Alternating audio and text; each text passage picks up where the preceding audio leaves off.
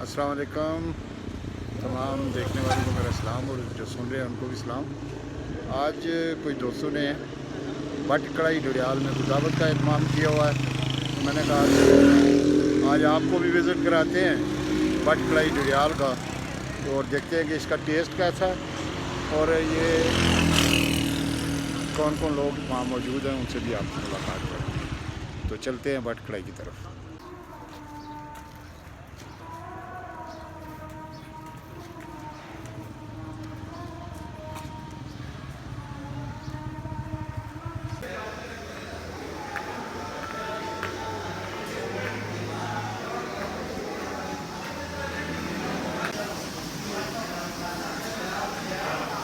अस्सलामु अलैकुम व रहमतुल्लाहि व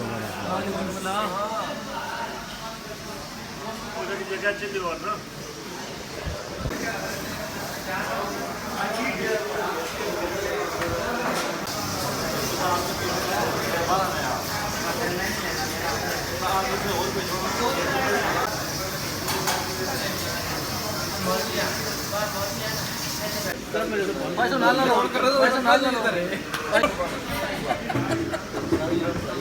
क्या करो किसे को थक पेगा बुढ़ी पाला यूट्यूब वाला एक बार दार साफ गया दूर है ना डर सो ए गाल छोड़ बर्तन तो आना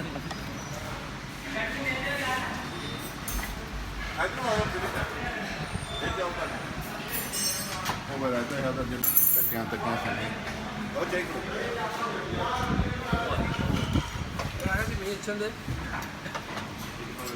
डॉक्टर साहब आई होना जी ज़्यादा अच्छा बोल बस ये चार कड़ियाँ कैसे आ रही हैं बस ये बढ़िया ना ये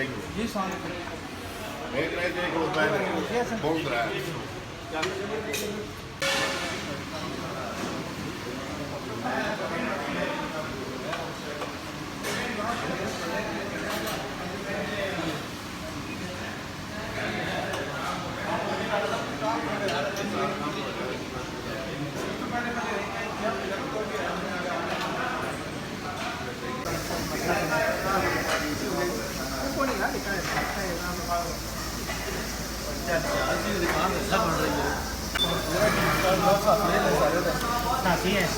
सरकारी